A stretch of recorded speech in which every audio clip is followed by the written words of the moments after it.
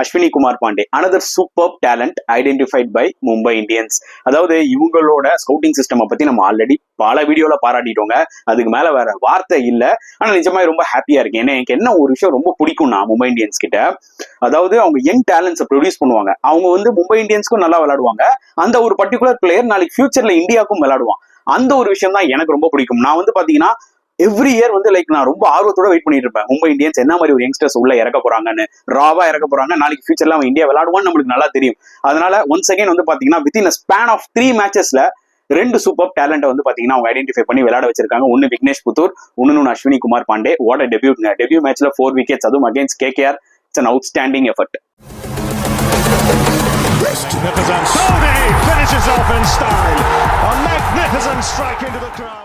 வணக்கம் நண்பர்களே, welcome to my channel CCF, உங்கள் cricket with mister cocktail furious. So இப்போ நம்ம டிஸ்கஸ் பண்ண போற டாபிக் IPL 2025 மேட்ச் 12 ரிவ்யூ தாங்க நம்ம டிஸ்கஸ் பண்ண போறோம். Between Mumbai Indians versus Kolkata knight riders at Wankhede stadium. So மும்பைல வாங்கடே ஸ்டேடியம்ல அடிக்கிறது அவ்வளோ ஈஸி கிடையாது guys. And KKR the defending சாம்பியன்ஸை சும்மா அடிச்சு நவுத்திட்டாங்கன்னு தான் சொல்லி ஆகணும். மும்பை இந்தியன்ஸ் ஒரு தரோ பெர்ஃபார்மன்ஸ், கம்ப்ளீட்டா டாமினேட் பண்ணிட்டாங்க இந்த மேட்சை இன் ஆல் டிபார்ட்மெண்ட்ஸ். KKR பொறுத்த வரைக்கும் இட்ஸ் அ ஃபர்கெட்டபிள் மேட்ச், சொல்றதுக்கு எதுவுமே இல்லை.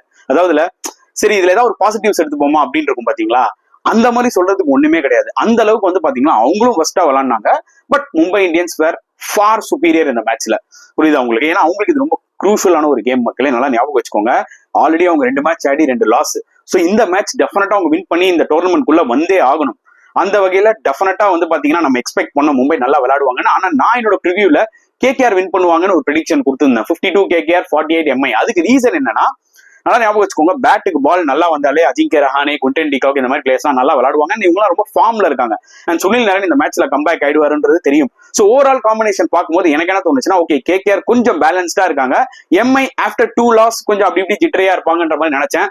But they proved me wrong மக்களே. ஸோ கண்டிப்பா நம்ம வந்து மும்பைக்கு கிரெடிட் கொடுக்கணும். ஏன்னா இது சாதா அடியில மரண அடின்னு கண்டிப்பா சொல்லி ஆகணும். நல்ல ரன் ரேட்டும் பாத்தீங்கன்னா 2 மேட்ச் தோத்தாலும் இந்த மேட்ச் வந்து பாத்தீங்கன்னா பயங்கரமான ரன் ரேட்ல வின் பண்ணிருக்காங்க. இந்த டோர்னமெண்ட்ல run rate is also very very இம்பார்ட்டன்ட்ங்க. நெட் ரன் ரேட் லாஸ்டா பாருங்க பயங்கரமா வந்து விளையாடும், அதுல எந்த டவுட்டுமே கிடையாது. ஸோ டாஸ் வின் பண்ணி போலிங் எடுத்தாரு ஹர்திக் பாண்டியா. ஆப்வியஸ்லி வாங்கடேல அதை தான் எடுக்க போறாங்க கேப்டன்ஸ், அதுதான் எடுக்கணும்ன்றத நம்ம ப்ரிவியூலே சொல்லியிருந்தோம். கரெக்டா? KKR 116 தான் போஸ்ட் பண்ணாங்க. அதுவும் ஜஸ்ட் 16 ஓவர்ஸ் தான் அவங்க விளையாடுனது. Literally crime. 20 ஓவர் நீங்க விளையாடவே இல்லைன்னு வச்சுக்கோங்களேன், நிஜமாவே வந்து அந்த மேனேஜ்மெண்ட் ரொம்ப டிசப்பாயிண்ட் ஆயிருப்பாங்க. அண்ட் KKR ஃபேன்ஸும் வந்து பாத்தீங்கன்னா ஹியூஜ்லி பயங்கரமா டிசப்பாயிண்ட் ஆயிருப்பாங்க. ஏன்னா நீங்க 20 ஓவர்ஸ் கூட நீங்க விளையாடலன்னு வச்சுக்கோங்களேன், 10 விக்கெட் வச்சுக்கிட்டு, நிஜமாவே that is a bad performance மக்களே. அண்ட் இன்னொரு முக்கியமான விஷயம், என்னதான் மும்பை இந்தியன்ஸ் பவுலர் சூப்பரா போட்டாலும் ஸ்ட்ராட்டஜிக்கலா செம்மையா போட்டாங்க, கண்டிப்பா கிரெடிட் கொடுக்கணும். அந்த வாங்கடேல அந்த எக்ஸ்ட்ரா பவுன்ஸ் இருந்தது, அதனால அந்த பேக் ஆஃப் லென்த் பால்ஸ் எல்லாம் சூப்பரா போட்டாங்க. எல்லா பவுலர்ஸுமே வந்து பாத்தீங்கன்னா அதை எக்ஸிக்யூட் பண்ணாங்க. ஸ்பின்னர்ஸும் நல்லா போட்டாங்க. ஸோ மும்பைக்கு முதல்ல கிரெடிட்டை கொடுத்துருவோம். ஏன்னா அவங்க நல்லா போட்டதுனாலதான் 116 ஆல் அவுட் பண்ண முடிஞ்சது. At the same time KKR பேட்ஸ்மேன்ஸோட ஷாட் செலக்ஷனும் ரொம்ப மட்டமா இருந்துச்சு. அவங்களும் ஹெல்ப் பண்ணாங்க மும்பைக்கு. நீங்க வேணா எடுத்து பாருங்க, குவிண்டன் டிகாக் அவுட் ஆனதை பாருங்க, அஜிங்கே ரஹானே அவுட் ஆனதை பாருங்க, அங்குஷ் ரகுவன்ஷி அவுட் ஆனதை பாருங்க, வெங்கடேஷ் ஐயர் அவுட் ஆனதை பாருங்க. இது எல்லாமே வந்து பாத்தீங்கன்னா ரொம்ப ரொம்ப ஒரு சாஃப்டான டிஸ்மிசல்ஸ் தான் சொல்லி ஆகணும். புரியுதா உங்களுக்கு?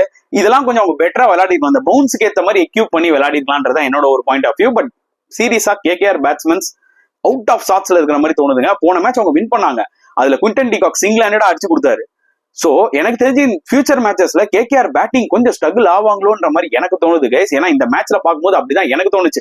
யாருமே ஃபார்ம்ல இருக்கிற மாதிரியே தெரியல. ஃபர்ஸ்ட் மேட்சும் இது RCBயோட இது நடந்தது. புரியுதா உங்களுக்கு? அங்கிரிஷ் ரகுவன்ஷி தான் அதுலயும் கொஞ்சம் டீசென்டா ஆடினாரு. சோ அதுல ரஹானே 50 போட்டாரு. ஓகே, அப்பார்ட் ஃப்ரம் தட் சொல்லிக்கிற அளவுக்கு பேப்பர்ல நேம் பார்க்கும்போது செம்மையா இருக்குங்க KKRோட ஸ்குவாட. பா செம்மையா இருக்கா, நிறைய மேட்ச் வின்னர்ஸ் இருக்காங்கடா. ரிங்கு சிங் இருக்காரு, ரசல் இருக்காரு, வெங்கடேஷ் ஐயர் இருக்காரு, ரமன்தீப் இருக்காரு. அப்படியே பார்க்கும்போது வேற லெவல்ல இருக்கு. ஆனா கிரவுண்ட்ல அவங்க விளையாடும் போது அந்த ஒரு எஃபெக்ட் இல்லைன்றதான் உண்மையா சொல்லியே ஆகணும் மக்களே. 116ல சொல்றதுக்கு எனக்கு எதுவுமே இல்லை. அங்கிரிஷ் ரகுவன்ஷி மட்டும் தான் கொஞ்சம் ஸ்டேபிளா விளையாட மாதிரி தெரிஞ்சது. அவரும் ஒரு தேவையில்லாத ஒரு ஷார்ட் ஆடி அவுட் ஆகிட்டு போனாரு. லாஸ்டா ரமன்தீப் வந்து ஒரு 20 ரன் அடிச்சாரு, அதனாலதான் 116 அடிச்சாங்க. இல்லைன்னா 100 ரன் ஆல் அவுட் கன்ஃபார்மா நான் சொல்லியே ஆகணும்.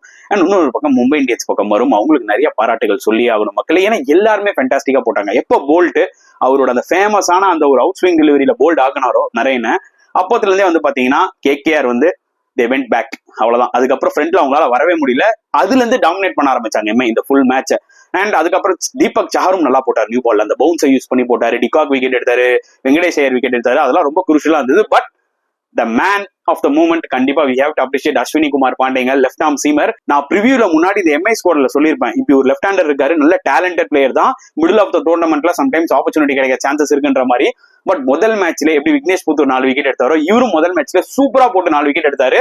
எனக்கு என்ன பிடிச்சிருந்ததுன்னா அஸ்வினி குமார் பாண்டே கிட்ட அவரோட பேஸ் சாலிடா 138, 139, 140 போடுறாரு. ஸோ டெஃபினட்டா is having a great talent. அவரை கரெக்டா நர்ச்சர் பண்ணாங்கன்னா இந்தியாக்கே விளையாடுவாரு. ஸோ மும்பை இந்தியன்ஸ்க்கு நம்ம சொல்லவே வேணாங்க, ஏன்னா அவங்க அந்த ரா டேலண்ட்டை கண்டுபிடிப்பாங்க, இமிடியா விளையாட வைப்பாங்க, அவன் உடனே பெர்ஃபார்ம் பண்ணுவான், 2 வருஷம் கலக்குவான், அப்புறம் இந்தியன் டீமுக்குள்ள வருவான். இந்த மாதிரிலாம் நம்ம ஹர்திக் பாண்டியா, ஜஸ்பிரீத் பும்ராவெல்லாம் பார்த்துட்டு தான் இருக்கும். அந்த வகையில தான் இப்போ பாத்தீங்கன்னா விக்னேஷ் புத்தூர் அண்ட் அஸ்வினி குமார் பாண்டே உருவாக்கிட்டு இருக்காங்க. ஸோ நிஜமாவே ஹாப்பியா இருக்கு அதை பார்க்கும்போது. At the same time Vignesh புத்தூரும் ஃபர்ஸ்ட் ஒரு எக்ஸ்பென்சிவா இருந்தாலும் அப்புறம் வந்து ஒரு விக்கெட் எடுத்தாரு. மிச்சல் சன்னர் பால் அப்படியே நிக்க வச்சாருன்னு தான் கண்டிப்பா சொல்லி ஆகணும். அண்ட் எல்லா போலர்ஸுமே ஹர்திக்கும் பார்த்தீங்கன்னா அந்த குரூஷியல் ரகுவன்ஷி விக்கெட் எடுத்தாரு. It's combination of all. எல்லா போலர்ஸுமே சூப்பரா போட்டு விக்கெட் எடுத்தாங்க. So Mumbai are getting into the குரூவ்ங்க. அவங்க குரூவுக்கு வராதவருக்கும் தான். ஒன்ஸ் குரூவுக்குள்ள வந்துட்டாங்க, they are such a dangerous team. அதுவும் வேங்கடேல அவங்களை அடிக்கிறது அவ்வளவு ஈஸி கிடையாது. சரி, இந்த டார்கெட்டை சீக்கிரம் அச்சு காலி பண்றாங்கன்னு நமக்கு நல்லா தெரியும். ஆனா ரோஹித் சர்மா கிட்ட இருந்து ஒரு 40-50 எதிர்பார்த்தேன் இந்த மேட்ச்ல. அனதர் டிசப்பாயிண்டிங் இன்னிங்ஸ், 13 ரன்ஸ் தான் அடிச்சாரு. கொஞ்சம் டிசப்பாயிண்டிங்கா இருந்தது. பட் இன்னொரு பக்கம் ரிக்கில்டன், இவரை பத்தி நான் ஏற்கனவே சொல்லியிருந்தேன், இவர் ஷூரா ஓப்பனிங் ஆடணும். நான் ப்ரிவியூலி பிளேயிங் லெவன்ல எல்லாம் சொல்லியிருந்தேன். எல்லாருமே வில் ஜாக்ஸுக்கு தான் ப்ரிஃபரன்ஸ் கொடுத்தீங்க. வில் ஜாக்ஸ் மிடில் ஆர்டர் ஆடலாம், நம்பர் 3 ஆடலாம். ரிக்கில்டன் சரியான ஃபார்ம்ல இருக்கிற பிளேயருங்க. 2 மேட்ச்ல ரிக்கில்டன் சரியா அடிக்கலன்னு பட்டலாம் பேர் சவுத் ஆப்பிரிக்காவுக்கு தானே வேலைக்கு அவன் இந்தியாவுக்கு ஆட மாட்டான்னு சொல்லி ஜட்ஜ் பண்ண மக்கள் சில பேர். ஓகே, நம்ம லைவ்ல நிறைய பேர் வந்து ரிக்கில்டன் எதுக்கு ப்ரோ சரியா விளையாட மாட்டேங்கிறாரு. மற்ற கிரிக்கெட்லாம் நான் அனலைஸ் பண்றேன் ப்ரோ, நான் பாத்துருக்கேன், நான் வீடியோ போட்டிருக்கேன் SIT20 அதெல்லாம் என்னமா விளையாடுறான் தெரியுமா அவன். பாத்தீங்களா ஒரு நாக்கு 62 வேற level. Sunil Narayana take on பண்ணதெல்லாம் அல்டிமேட்டா இருந்தது. அவர்கிட்ட அந்த ஒரு குயிக், அந்த ஒரு ஹேண்ட்ஸ் இருக்குங்க. ஓகே, ஹேண்ட் ஐ கோஆர்டினேஷன் டப்புன்னு அடிப்பாரு. நீங்க வேணா பாருங்க, அவர்கிட்ட அது ஒரு மிகப்பெரிய பிளஸ். ஓகே, பால லேட்டா ஆடுவாரு. Such a quality player. Rickelton நாளைக்கு பெரிய பிளேயரா வர போறாரு சவுத் ஆப்பிரிக்காவுக்கு. சோ அந்த டேலண்டையும் வந்து ஐடென்டிஃபை பண்ணி தான் வந்து பாத்தீங்கன்னா எம்ஐ எடுத்திருக்காங்க. ஏன்னா அவர் ஆல்ரெடி எம்ஐ கேப் டவுனுக்கு SIT20 விளையாடிட்டு இருக்காரு. Okay, for Mumbai Indians. So அவங்க வந்து அதுக்கேற்ற மாதிரி தான் டேலண்ட்டை சூப்பரா உள்ள எடுத்துட்டு வராங்க. இவெல்லாம் சம காட்டுவாங்க. இன்னும் ரிமைனிங் மேட்சஸ் எல்லாம் பாருங்க. டெஃபினட்டா நான் ஏற்கனவே என்னோட வீடியோஸ்ல சொன்ன மாதிரி லைவ்லயும் சொன்னேன், 100 ரிக்கில்டன் கிட்ட இருந்து டெஃபினட்டா இருக்கு. அது நம்ம கூடிய சீக்கிரம் பார்க்க போறோம். சோ அதுக்கப்புறம் பாத்தீங்கன்னா சூரியகுமார் யாதவும் சூப்பரா ஒரு கேமியோ விளாண்டாருங்க. அந்த ஒரு 8 பால் 29 ஃபேமஸ் சூரியகுமார் யாதவ் ஷாட்ஸ் எல்லாம் அப்படி தலைக்கு மேல அடிக்கிறது, அதெல்லாம் பார்க்கும்போது ஓகேடா, எங்கால் 360 டிகிரி ஃபார்ம் கொண்டாடுறா. வேங்கடேல வந்துட்டா சின்ராஸை பிடிக்க முடியாதுன்ற மாதிரி அவர் சூப்பரா வந்து ஒரு 8 பால் ஒரு நாக் ஆடிட்டு போனாரு. Complete dominance from Mumbai Indians, அதுல எந்த டவுட்டுமே இல்லைங்க. சிம்பிளா திருப்பி இன்னும் தடவை சொல்லிடுறேன், கேஆர் இந்த மேட்சை மறந்துடணும். அடுத்த மேட்ச் போகும்போது இதுல எடுத்துக்கிறதுக்கு ஒண்ணுமே கிடையாது. சச்ச ஒஸ்ட் மேட்ச் அவங்களுக்கு, அவ்வளவுதான் சொல்ல முடியும். சோ இந்த மேட்சை பத்தி நீங்க என்ன ஃபீல் பண்றீங்க மறக்காம கமெண்ட் செக்ஷன்ல போடுங்க. இந்த வீடியோ பிடிச்சிருந்தா லைக் பண்ணுங்க, ஷேர் பண்ணுங்க, முடிஞ்சா சப்ஸ்கிரைப் பண்ணுங்க. சோ நெக்ஸ்ட் வீடியோல பார்க்கலாம் ஃப்ரெண்ட்ஸ். அன்டில் தென் பாய்.